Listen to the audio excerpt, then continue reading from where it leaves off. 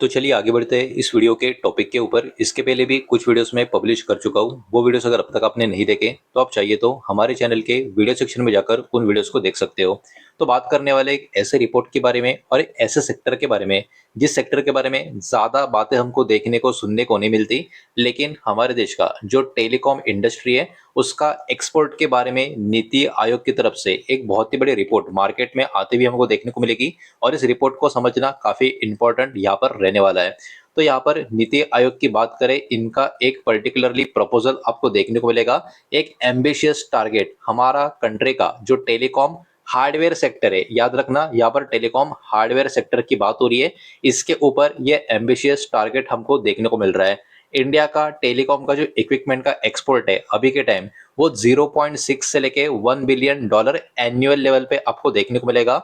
और अभी जो टारगेट है यहाँ पर इंक्रीज किया जा रहा है टेलीकॉम हार्डवेयर एक्सपोर्ट का अराउंड $50 बिलियन के करीब साल 2035 तक। मतलब यहाँ से लॉन्ग टर्म की बात हो रही है।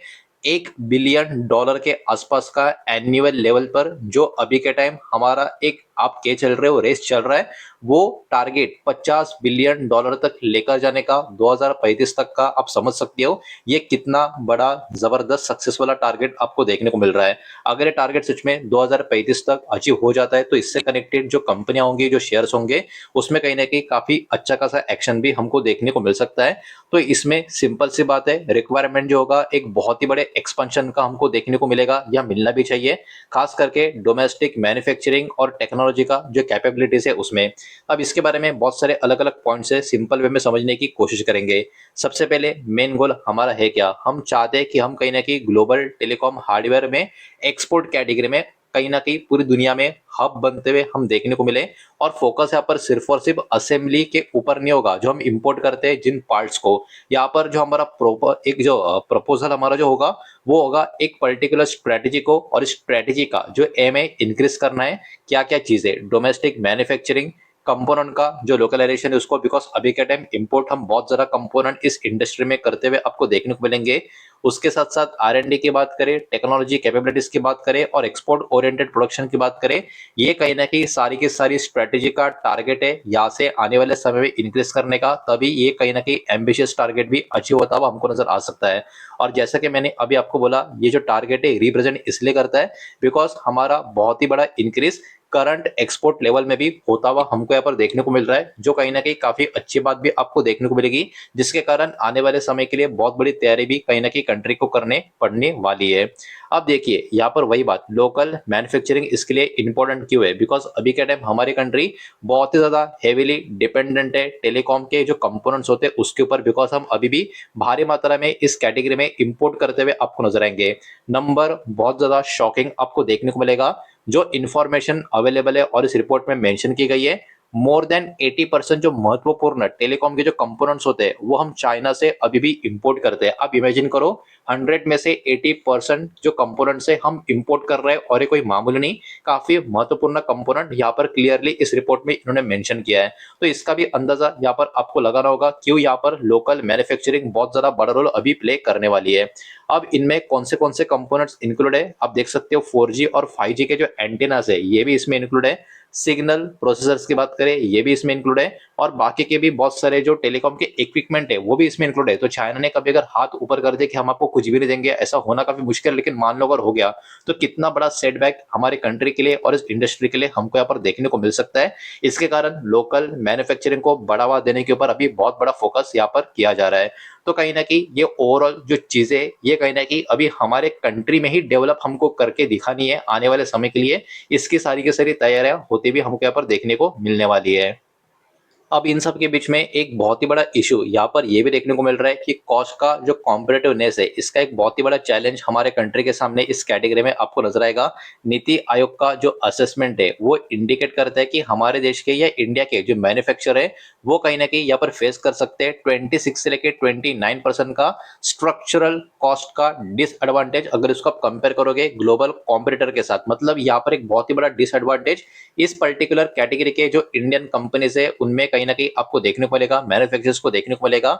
इसके साथ साथ एक और काफी बड़ा चैलेंज ये भी होगा कि डोमेस्टिक वैल्यू एडिशन इस कैटेगरी में अभी भी लो यानी लोअर लेवल पे ही हमको यहाँ पर देखने को मिल रहा है। अभी की जो मैन्युफैक्चरिंग एक्टिविटी है उसको एक्चुअली डिस्क्राइब इस तरीके से किया गया है कि यहाँ पर लोअर वैल्यू असेंबली के ऊपर ही बड़े लेवल पे फोकस किया जा रहा है, और जो डोमेस्टिक वैल्यू एडिशन की जो बात की जा रही है वो अभी भी बिलो 20% की हमको देखने को मिल रही है। इसके कारण अभी के टाइम पे हाई वैल्यू मैन्युफैक्चरिंग के ऊपर होना एक इंपॉर्टेंट पार्ट इस स्ट्रेटेजी का, प्रपोज स्ट्रेटेजी का यहाँ पर माना जा रहा है।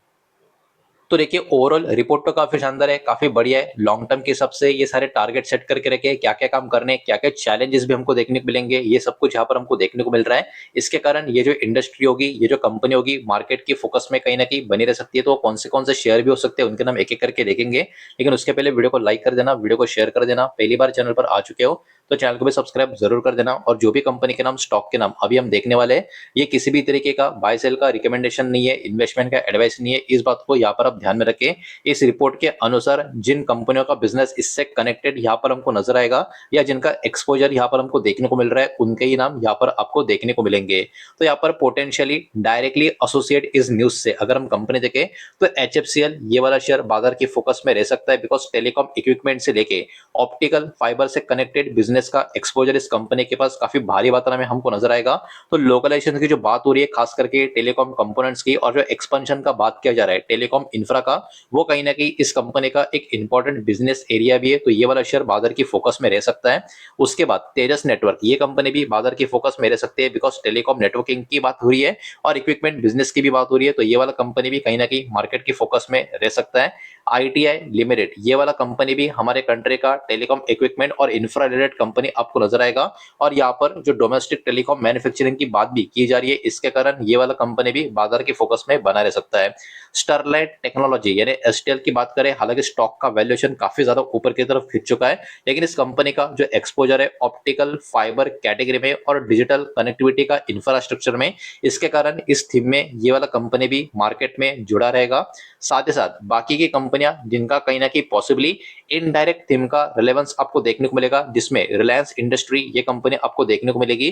तो देखिए इनका जो टेलीकॉम बिजनेस है ये डायरेक्टली इनको एक बहुत बड़ा एक्सपोजर क्रिएट करने का हेल्प करता है, जिसमें इंडिया का डिजिटल और टेलीकॉम का पूरा इकोसिस्टम का पार्ट भी ये कंपनी आपको देखने को मिलेगी। उसके बाद रेलटेल कॉर्पोरेशन, ये वाला कंपनी भी यहाँ पर आपको नजर आएगा, जिसमें टेलीकॉम और डिजिटल कम्युनिकेशन इंफ्रा का एक्सपोजर इस कंपनी के पास हमको देखने को मिलता है। भारत इलेक्ट्रॉनिक डिफेंस और नॉन डिफेंस कैटेगरी में बहुत ही दिग्गज कंपनी हमको देखने को मिलती है, और इनका भी जो जबरदस्त आप कह सकते हो एक अच्छा खासा एक्सपोजर कम्युनिकेशन इक्विपमेंट मैन्युफैक्चरिंग का जो कैपेबिलिटीज में है, इसके कारण ये वाला कंपनी भी मार्केट की फोकस में बनी रह सकती है। लेकिन वही बात, यहाँ पर बहुत सारी अलग अलग जो चीजें होगी, अलग अलग जो पॉइंट्स होंगे, उनके ऊपर भी आपको ध्यान देना होगा। बाजार का फोकस भी उनके ऊपर बना रहेगा, जैसे कि सरकार का जो पॉलिसी का इंप्लीमेंटेशन है इस कैटेगरी के लिए किस तरीके से रहता है आने वाले समय के लिए, अगर इस टारगेट को बहुत अच्छे से अचीव करना है तो। साथ ही साथ नया टेलीकॉम मैन्युफैक्चरिंग के लिए इन्वेस्टमेंट का अलग अलग सिनेरियो के ऊपर फोकस रहेगा। डोमेस्टिक कंपोनेंट लोकलाइजेशन की जो बात की जा रही है उसके ऊपर बाजार का फोकस बना रहेगा। नया मैन्युफैक्चरिंग फैसिलिटीज से लेके टेक्नोलॉजी का पार्टनरशिप ग्लोबल OEM के साथ हो पाता है या नहीं हो पाता, उसके ऊपर भी ध्यान होगा। R&D से लेके अलग अलग एक्सपांशन टेलीकॉम इक्विपमेंट एक्सपोर्ट्स का, इन सब के ऊपर कहीं ना कहीं मार्केट की नजर बनी रहेगी।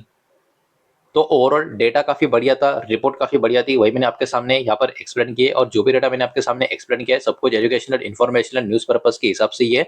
किसी भी तरीके का इन्वेस्टमेंट का एडवाइस या स्टॉक का रिकमेंडेशन मैं आपको दे रहा नहीं हूँ, ना ही मैंने आपको दिया है। उम्मीद करता हूँ वीडियो समझ आया होगा, पसंद आया होगा। तो वीडियो को लाइक करें, दोस्तों से शेयर करें, पहली बार चैनल पर आ चुके हैं तो सब्सक्राइब भी कर देना। और कोई भी स्टॉक में निवेश करने से पहले खुद की स्टडी रिसर्च जरूर करें, फाइनेंशियल की सलाह जरूर ले। मिलते हैं नेक्स्ट वीडियो में, धन्यवाद।